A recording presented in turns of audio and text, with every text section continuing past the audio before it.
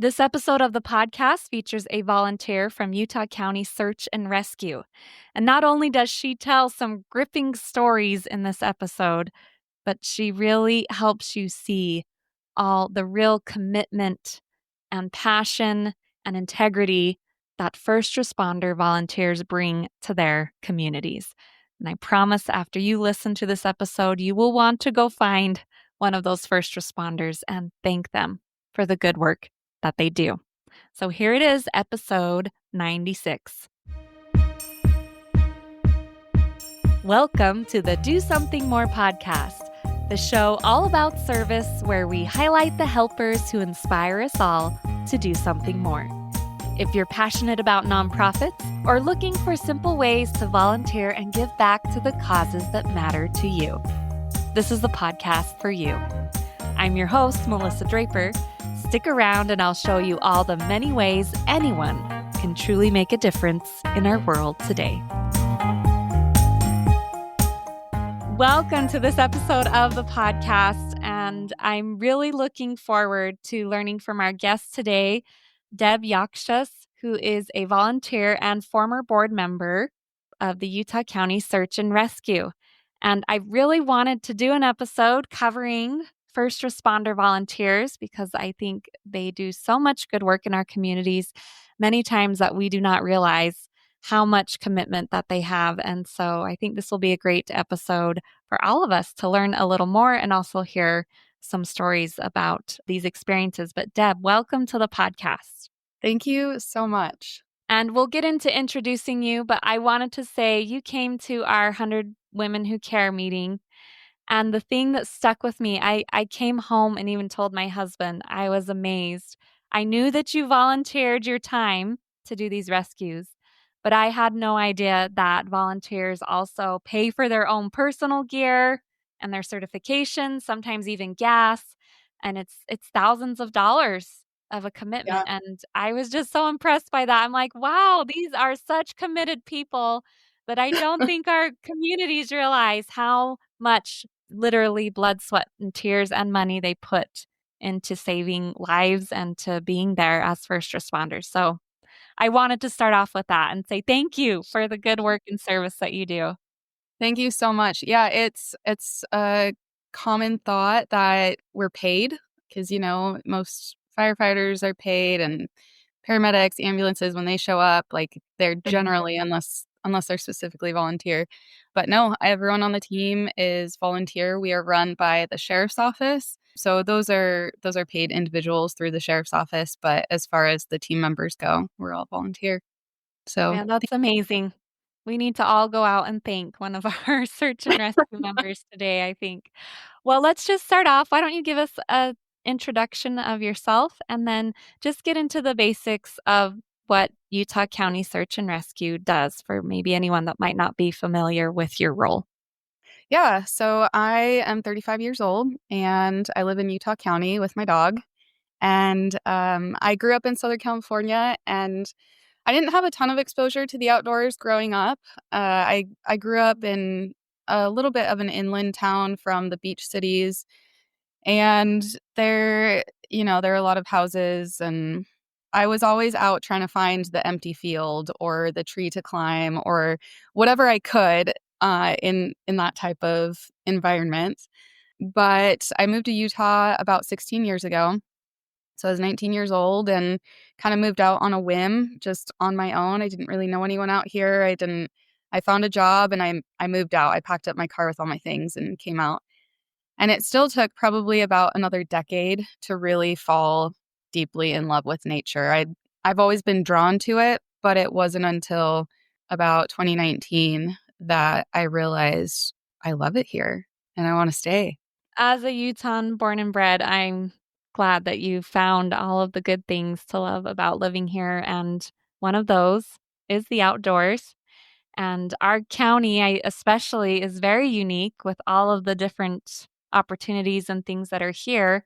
And I'm sure that really plays into all that you do with the Utah County Search and Rescue. So let's get into that. Yeah. Just give us the basics of what the role of Utah County Search and Rescue is. Yeah. So Utah County SAR is, in my opinion, one of the most skilled teams out there. I know I'm probably biased, and there's a lot of skills in other counties, especially Salt Lake County. They deal with a lot of climbing, technical rescues. Our team has a wide variety of terrain. And so, we've got mountains, we've got lakes, we've got rivers, so swiftwater rescue, there's desert. We just have so many different types of rescue that we have to train for. And our team does it very well. So this means we're training for rock climbing, ice climbing, diving, avalanches, swiftwater rescue, heat stroke, hypothermia, technical mountain rescues, missing person searches, down aircraft, basically anything that is off of the pavement, we're getting paged to. And everyone on the team goes through 1 year of new member trainings and then undergoes a 3-day, 2-night new member evaluation. And I can't share too much about that because we try and keep it a little bit of a secret from the new members so Yeah. that Makes sense. they're getting a fresh experience.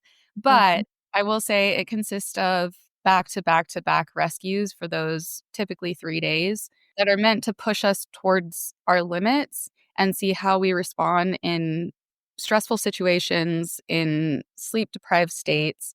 How do we handle it? Can we still tie our knots? Can we still put together a rope system? Can we treat each other well and communicate well when we're in these high stress and like really crucial moments where safety of the patient matters and our safety matters as well. Yeah, I'm sure you really have to learn to work together as a true team in those Yep. situations. Yeah, we do. And in addition to that, we've got so many skilled people on the team. We have everyone on the team has basic life-saving medical training. Mhm. And then nearly 60% of the team currently has advanced medical training. So if you're calling for help, you're likely going to have paramedics, nurses, PAs. I think we even have a chiropractor on the team now showing up to these calls, in addition to some really, really skilled people with their outdoor skill set that they've got. So if someone's in an outdoor emergency situation, they call 911 here in Utah County. All those calls go to Utah County Search and Rescue. Is that right? Right. So the way that it works is someone calls 911. Let's say they're out in the mountains and they twisted their ankle Mhm. and they can't walk and it's getting dark and it's getting cold and they know they're about to be in a bad situation. They call 911 and 911 dispatch will send it out to the different departments that they think might need to know about it. And some point it's decided search and rescue is going to be needed for this. It's on a trail in the mountains, whatever. And our deputies will get our deputy sergeants will get the page for that, and then they determine what sort of resources they need. So sometimes they'll send out a request to a small group of people on the team if they don't feel like the whole team is needed. Otherwise, they'll send out a page to the team, maybe say, people who live on the north end of Utah County, we need your help in this spot, or south end, or the whole team. And then all of us, we're just out and about in our regular lives. We're either working on the yard, at work, at our jobs, at a birthday party, a family dinner, whatever. And we get to decide whether we're responding to that call out or not. We have to hit certain attendance numbers. So Mhm. our attendance numbers are 30%. After your first year, you have to be at 30% of rescues and 50% of team meetings and team trainings. And so we're not required to call in and say, "Hey, I'm not coming to this one. Can I get the day off?" It's not how it works. It's just you come when you can and you don't when you can't. And my general rule of thumb is I'm going to everyone that I can. So when I do have things come up that I don't necessarily want to leave or can leave, or maybe I'm out of town, I'm not getting stressed about how close I am to that 30% and am I going to make my numbers this year? And with how many call outs we get, that does amount to a lot of time, a lot of hours. Uh, Mhm. last year, last year was kind of a record-breaking year for some reason, but we had, I think, right around 240 call-outs. Wow. So over 30% of that is That's still a lot. yeah. Yeah. So there's Yeah. some flexibility there. But as I thought about it, that was one question I was wondering is as a volunteer, how do you navigate that with your other responsibilities with work and family and how have you been able to successfully balance all of that? Yeah, that's a good question. A lot of people on the team have flexibility in their lives. So we typically don't have like Your students. normal 9 to 5 job or things like that. Right, right, because a lot of students or 9 to 5 job or whatever, they've got, like, some pretty strict schedules that they have to stick Mhm, to, and they're just in a time in their life where they don't have a lot of flexibility, so a lot of our team members maybe own their own business or work remote or have been at their company long enough that they have, a lot of flexibility to come and go. We do have a lot of team members who have a lot of kids. They've got young families, and they've got all the soccer games and the commitments and everything, and so maybe their numbers are sitting around like 30-40%, whereas me, I'm single and I have my home and my dog to take care of. And so mhm. I'm usually sitting a lot higher, maybe 70-80% of call outs because I love it. I enjoy it. I have the time. I have the space to do it. Yeah, what initially inspired you to join the team? Yeah, that is a great story. So, back in 2019, I was very freshly going through a divorce, and I'd been married for quite a few years and was going through this divorce, and it just completely turned my world upside down. I didn't know which way was up or down. I was a depressed wreck, shell of a human, and a friend of mine started inviting me to the climbing gym. So I went to the climbing gym a few times, and she had a couple friends invite the 2 of us to Moab for a trip. And so I said yes. I hadn't really met these people before and went on this trip down to Moab, and we were down in the Cane Creek area, and it's a fairly remote area. You're going down a winding dirt road, and you've got these towering cliffs all along the road. There's no cell service, and we get to this climbing spot. It's pretty mellow climbing spot. I was up on top rope, and, we're just out having fun and taking photos and whatever, and we hear this loud boom, and so we look to our right down the cliffs, and we see what looks like a person wrapped up in a parachute falling through the air, bouncing off the cliffs Mhm, and the rocks, and it all happened so fast, and it sounded like a landslide, like, it sounded like tons of rock fall, and we looked at each other and said, "Did that just happen? Did we just see what we think we just saw?"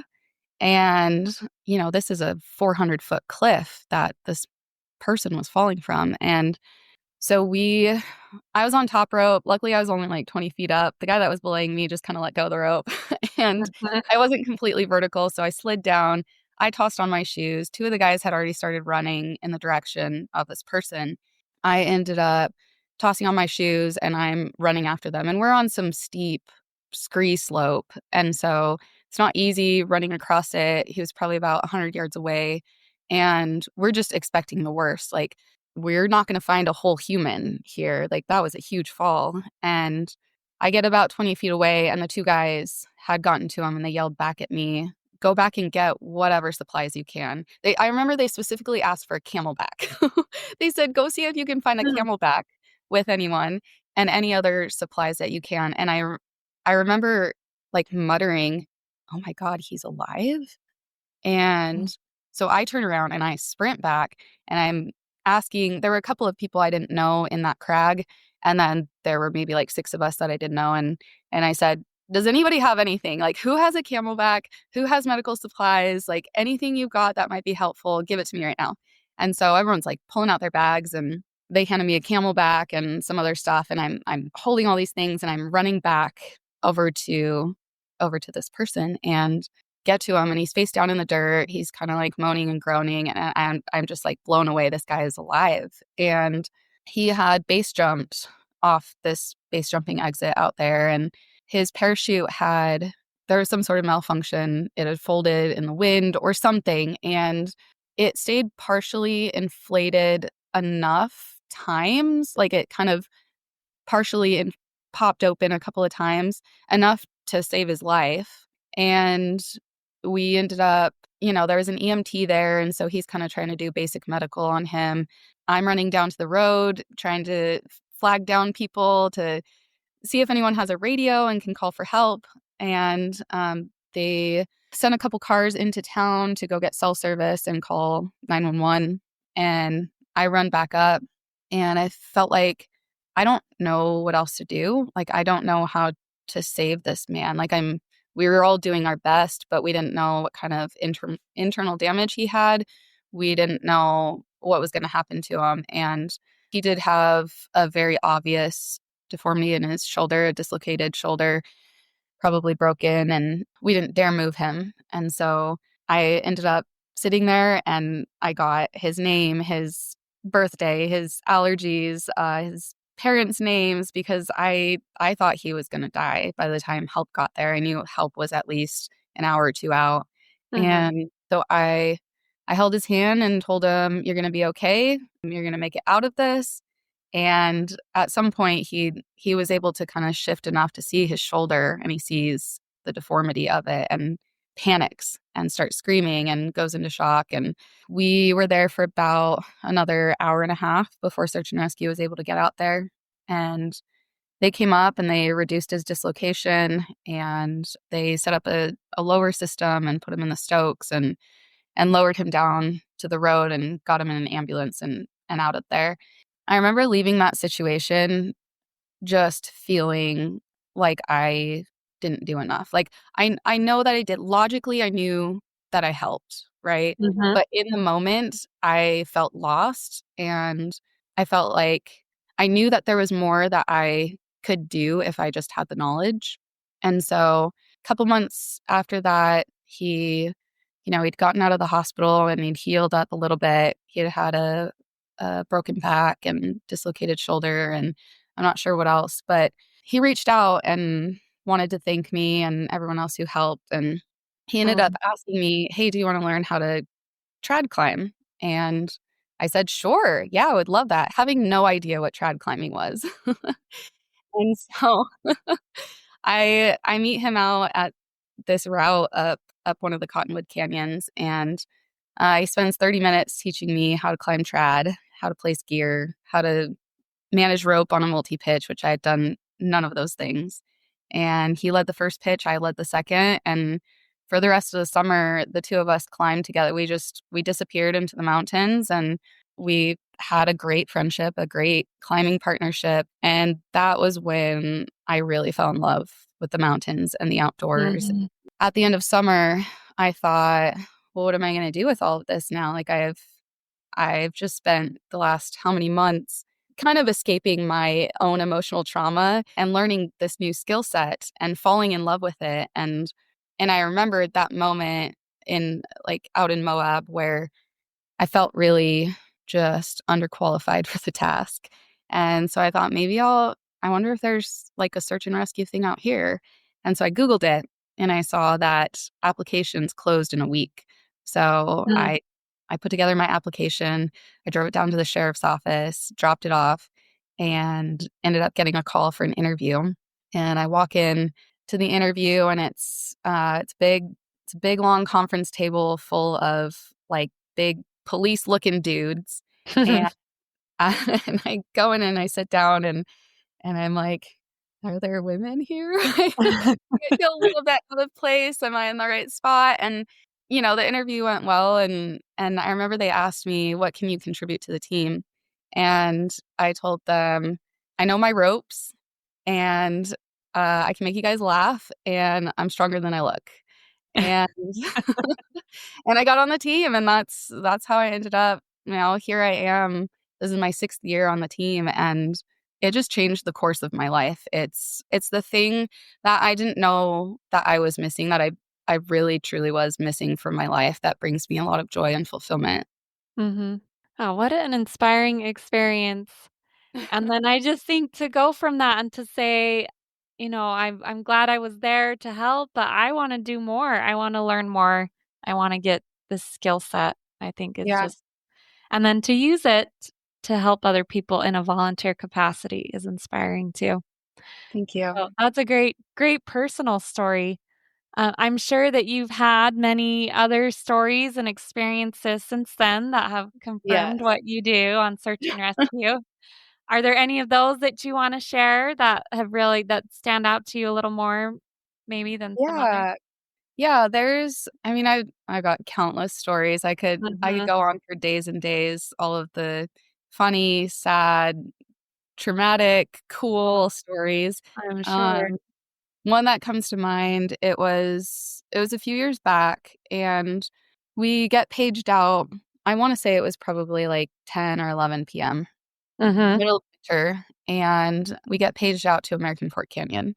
We end up I drive out to CP command post, and there were 2 teenage kids who had gone out snowshoeing at, I wanna say, like, 10 AM that morning, and they'd never come back. And so, Mm. there's not at the time, there wasn't cell service up there. There's some cell towers now, but at the time, there wasn't. And so these kids had found one little spot of cell service down Timpanuki Road. There's a curve. I know exactly where it's at because 'cause I've been there many times where cell service pops up for just about a half mile, and they found this spot, and they got cell service, and they called 911, and they said, "We're lost." And then the calls dropped, and we get paged out. And so we're out there, and I was one of the first people to CP, and along with 2 other guys, they said, "Okay, the 3 of you are gonna go up on foot. We'll shuttle you up in side by side that has tracks on it." It was beyond, road maintenance, like winter maintenance, so the gate gets closed at a certain Mhm. point, and beyond that, it's just snow in the winter. And so they said, "You are plan C, essentially, like, we're gonna send if the helicopter can fly, we'll send the helicopter. We're also gonna send snowmobiles up, but we need to get the snowmobiles here. We need to figure out if a helicopter can fly tonight, and, we're just gonna set you guys out on the road just in case, and we'll probably pick you up on the way back." And so we get shuttled out as far as we can go. During the winter, there are a lot of avalanches that run through there, and so with the avalanches, there's a lot of deadfall and trees blocking the trails and the roads and stuff, and so we got to a certain point where the side by side couldn't go any further, so we hop out. There was a huge winter storm that had been rolling through and was still kind of actively snowing, and so we had snowshoes on, and we're still post-holing down to, our knees or our thighs. So it was slow going, and it was a really tough hike out there, and we didn't have, any sort of reliable GPS coordinates for them. A lot of times we get GPS coordinates, but we can't 100% trust them. It might bounce off a tower the wrong way or whatever. And Mhm. in this particular scenario, we had gotten 3 different GPS coordinates in 3 very different directions. And so at that point, we're like, "Okay, we can't trust any of these. We need a man track." And we need to use our intuition. We need to use our tracking, like physical tracking skills to find these kids. And it was a little bit of a race against time because the storm was blowing through. It was a really cold winter night, and we knew that there was a good chance that they could die from exposure if they weren't found quickly enough. And so we set out on foot. We're trekking through the snow, and we end up coming across some moose tracks, some fresh moose tracks in the fresh snow. And I'm like, "Hey guys, there's going to be a moose somewhere around here nearby, so just keep your eyes open." So we're kind of just paying attention to any wildlife, and then we come across some fresh mountain lion tracks, and Mm. I'm like, "Hey guys, fresh mountain lion tracks. Just be very aware of our surroundings." And, we're pretty far from civilization and from the rest of our team by this point. These mountain lion tracks, they go off the trail, and then they come back up, and you see them turning into 4-foot strides. So this mountain lion had been running, hunting something. And I'm like, "All right, guys, we've got running mountain lion tracks. Like, keep your Oh my eyes peeled." goodness. At some point, I had to pee. And so I'm like, Mhm. yeah, I'm most of the team is male, and so I'm like, "Okay, guys, I gotta pee," and they were like, "Okay, we'll go down around the corner," and I said, "You are not leaving me here with my pants down with a mountain lion somewhere nearby, probably watching us, so I'm gonna have you both stand right there and turn your backs to me." Real And life experience was here. the wilderness bathroom. Yeah, we continue on and we end up getting to this avalanche slide path, and it very regularly slides in the winter. It's a known avalanche path, and it was a dark night and we couldn't quite see the top of this path, so we couldn't see how precarious the cornices were. We couldn't really assess the danger level there. So we, our number one priority to be able to help people is we have to survive, you know? Mhm. Like that's Right. the rule. That is the official rule on the team is, we take care of our safety first. And being with these type of people, like any one of them would put their life on the line for a stranger. So it is like a tough thing to balance. But we're standing there kind of at the start of the avalanche path, and we stopped to discuss it and give our opinions about it. And we said, well, if we don't find these kids tonight, they'll probably die. So, we've all got our Abby gear, beacon shovel probe. We'll cross this path one at a time. And if it slides, the other two, like, got to dig out the third. And so we crossed one by one. And I remember we said, just be as quiet as possible, right? We don't want to disturb anything. So I remember I got halfway across this slide path and I got so scared, I just started running. Mhm. And I don't often feel that deep feeling of fear. I don't know. I have a healthy awareness of danger and death and all of that. But you But do gotta be a little tough, I think, to be on yeah, these you've gotta be teams. tough and you've gotta be able to Yeah, handle stressful situations, and that right. comes fairly naturally to me, and so, I got scared though, and I ran, Uh-huh. and I get to the other side, and I'm like, "Okay, I made it to the other side." And I think I was 2nd to go, and so the 3rd comes across, and we're like, "Okay, we're good." And we keep hiking, and about 30 minutes later, we find these kids, and it was just, it was the best feeling to find them, and they were doing well. They were slightly hypothermic, so, we Mhm. did basic medical on them. We warmed them up. It was a girl and a boy, and so I was glad to be there and, like, do a patient assessment on the girl. Someone else did a patient assessment on the guy, and so we walked them back, the way that we came, and we have to cross this avalanche path again. And at this point, we're thinking, "Okay, we made it across safely, but, it's still a danger, and we only have our 3 beacons on us." And so we each took off our beacons, and 2 of us took off our beacons and put them on the kids and walked across, like, escorting them across. So I took the girl, and I told her, "We're gonna go quietly, and if this slides, you cling to me because you are the only way that I might survive." Mhm. So we get across and, it doesn't slide. We're all okay. And by that point, the snowmobiles had gotten there. And we're like, "Where have you guys been?" They had fallen tree after fallen tree. They ended up having to bring in, like, chainsaws to cut down these trees and logs and move them off the trail and get the snowmobiles through. One of them, Mhm. they ended up just building a snow ramp over the trees because there was too many trees to chop up and move that night. And so, we hopped on the back of the snowmobiles and we ride back to command post.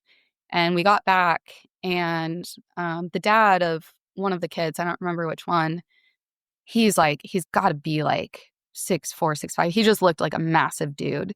And he came up to me just sobbing and gave me a Aw. hug and said, "Thank you so much for saving their lives." And that was just like, that was such a rewarding moment for me where, of course, I didn't do it alone. It was a solid through and through team effort, but Right. I did contribute to saving these lives that night, and Put your own life on the line too a little bit yeah, as I got a well. little adrenaline rush, and, it was just such a rewarding experience, and to get to have those types of experiences fairly regularly is just it's like, it brings a lot of fulfillment to my life.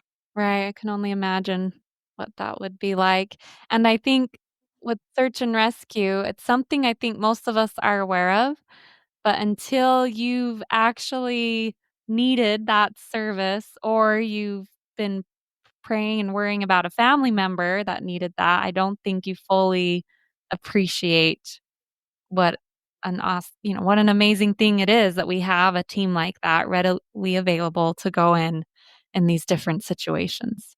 Yeah.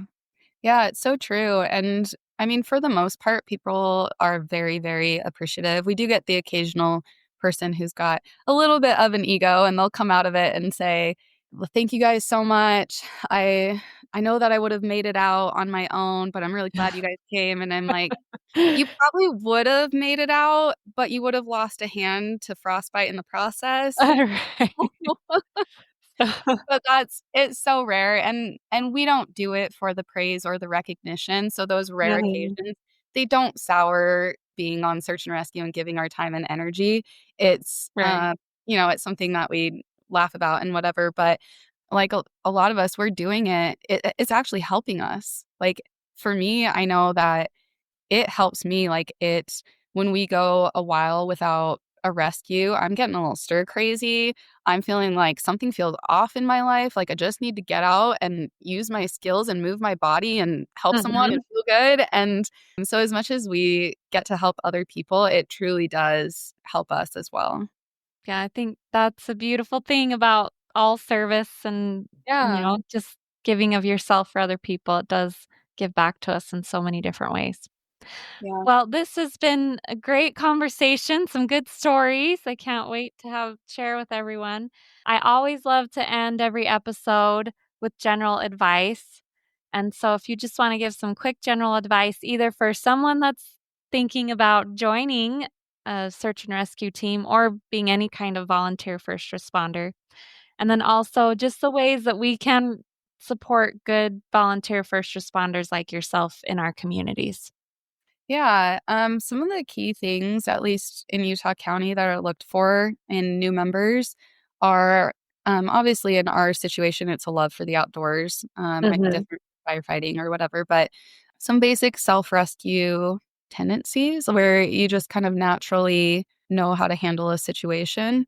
But even bigger than that, grit, like to be able to not just be able to suffer in the outdoors, but to be able to suffer and have fun while you're doing it, like, that is a core thing that you gotta have to be able to be on search and rescue.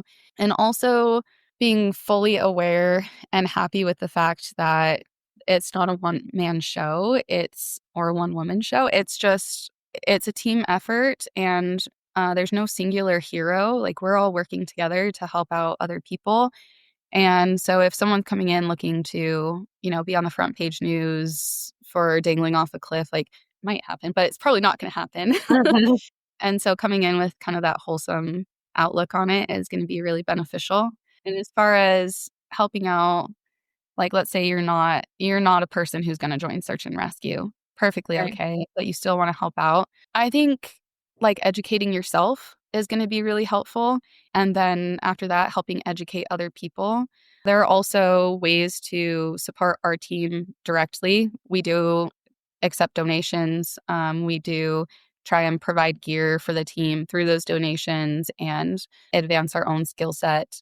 If you wanna follow us on Instagram, if you wanna see our website or anything like that, the website is utahsar.org, SAR. Instagram and Facebook, I mean, you can just search Utah County SAR and you'll find it, but our Instagram handle is Utah County SAR. Yeah, I'll put links to all of that in the show notes. And going back to what I said at the beginning of the show, I think that would be money well spent or donated.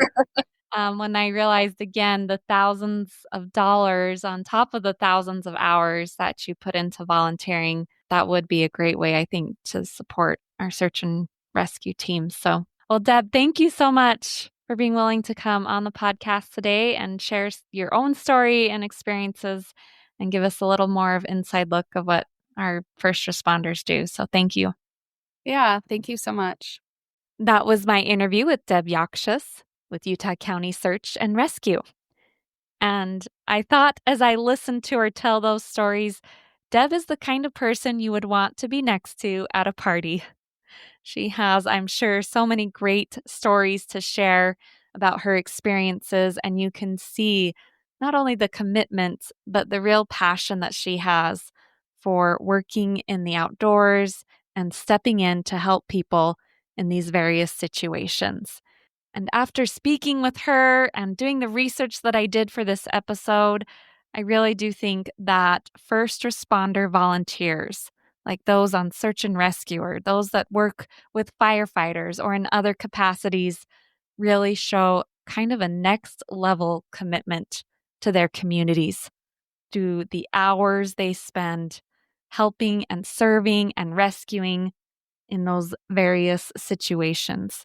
And again, I really don't think most of us realize how much they do until you've been the person in that situation that's called 911 or needed that help or been praying and hoping for a family member or a friend that needed that help.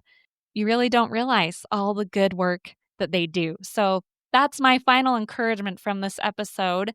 Go find a first responder volunteer in your community and thank them in some way for the good and tireless work that they do.